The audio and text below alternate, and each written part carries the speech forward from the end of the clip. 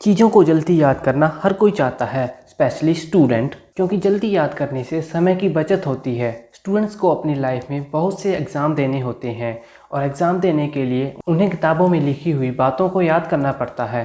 हम बचपन से ही कुछ न कुछ याद करते आ रहे हैं। कुछ बातें हम पूरी ज़िंदगी नहीं भूल पाते हैं और कुछ बातें हम 2 दिन में ही भूल जाते हैं। ख़ास तौर पर जब हम बुक में कोई थ्योरेटिकल चीज़ पढ़ते हैं तब हम उस चीज़ को ज़्यादा दिनों तक याद नहीं रख पाते हैं, और जब हम कोई मूवी वगैरह देखते हैं तो उसको हम बहुत लंबे समय तक याद रख पाते हैं। तो दोस्तों, आज हम इस वीडियो में जानेंगे कि हम पढ़ा हुआ लंबे समय तक कैसे याद रख सकते हैं।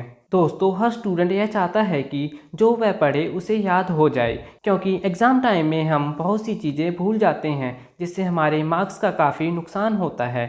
इसलिए जल्दी याद करने के बहुत से फ़ायदे होते हैं, जैसे टाइम की बचत होती है, एग्ज़ाम की अच्छी तैयारी हो जाती है, हम पढ़ा हुआ जल्दी नहीं भूलते, एग्ज़ाम टाइम में टेंशन फ्री होते हैं, और भी बहुत से फ़ायदे होते हैं। दोस्तों, इस वीडियो में हम ना केवल जल्दी याद करने के तरीके बल्कि कैसे लंबे समय तक हम चीज़ों को याद रख सकते हैं इसके बारे में भी जानेंगे। तो दोस्तों, पहला तरीका है जल्दी याद करने का कि हम हमेशा लिख कर याद करें। जब हम लिख कर याद करते हैं तो वह लिखी हुई चीज़ हम जल्दी नहीं भूलते हैं और काफ़ी समय तक हमें वो चीज़ें याद रहती हैं।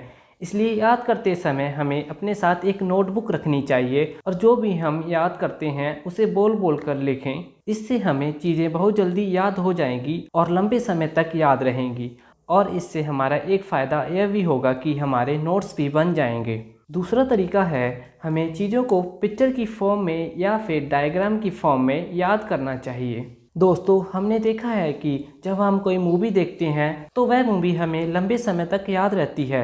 ऐसा इसलिए होता है क्योंकि मूवी हमें पिक्चर की फॉर्म में दिखाई जाती है और हमारा माइंड पिक्टोरियल चीज़ों को बहुत जल्दी कैप्चर करता है।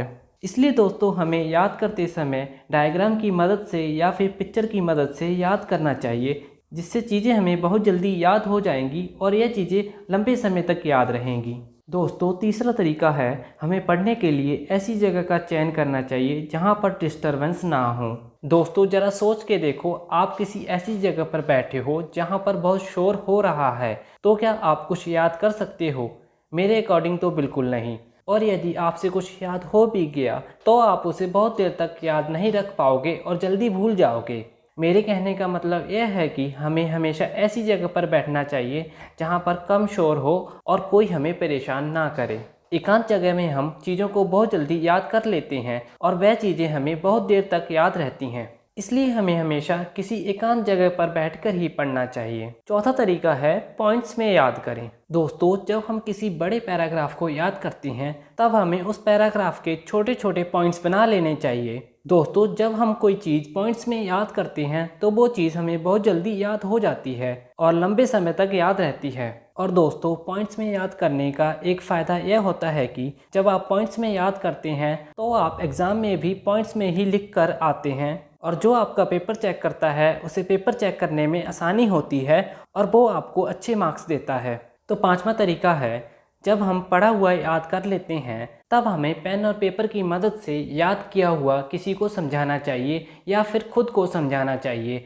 ऐसा करने से हमें पढ़ा हुआ बहुत लंबे समय तक याद रहेगा। तो दोस्तों, छठा तरीका है हमें याद करने के लिए स्टोरी टेक्निक का यूज़ करना चाहिए। आपने देखा होगा कि जब हम कोई स्टोरी याद करते हैं तो वह स्टोरी बहुत जल्दी याद हो जाती है और लंबे समय तक याद रहती है। ऐसा ही हमें अपनी पढ़ाई के साथ करना चाहिए। दोस्तों, जब हम किसी टॉपिक को याद करते हैं तब हमें उस टॉपिक को स्टोरी की फॉर्म में क्रिएट कर लेना चाहिए और फिर उसे याद करना चाहिए। ऐसा करने से वह टॉपिक हमें बहुत जल्दी याद हो जाएगा और लंबे समय तक याद रहेगा। जैसे कि न्यूटन्स थर्ड लॉ है, इक्वल एक्शन ऑपोजिट रिएक्शन। इसे आप इस तरह स्टोरी की फॉर्म में समझ सकते हैं, जब आप बॉल को जिस स्पीड से दीवार की तरफ फेंकते हैं उसी स्पीड से बॉल आपकी तरफ आती है। तो यहाँ पर दोनों के द्वारा सेम एक्शन किया गया है लेकिन ऑपोजिट डायरेक्शन में किया गया है।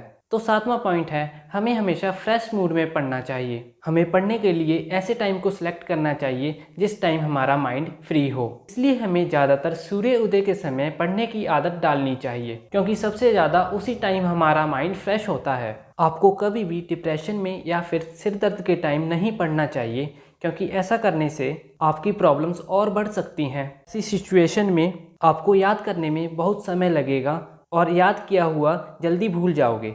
इसलिए दोस्तों आपको हमेशा फ्री माइंड से ही पढ़ना चाहिए। और 8वां तरीका है, हमें ज़्यादा से ज़्यादा पानी पीते रहना चाहिए, क्योंकि हमारी बॉडी 70% पानी से मिलकर बनी है और इसलिए हमारा ब्रेन भी पानी के बगैर काम नहीं कर सकता है। पानी ना पीने से हमारा माइंड कमज़ोर हो जाएगा और हम चीज़ों को जल्दी याद नहीं कर पाएंगे।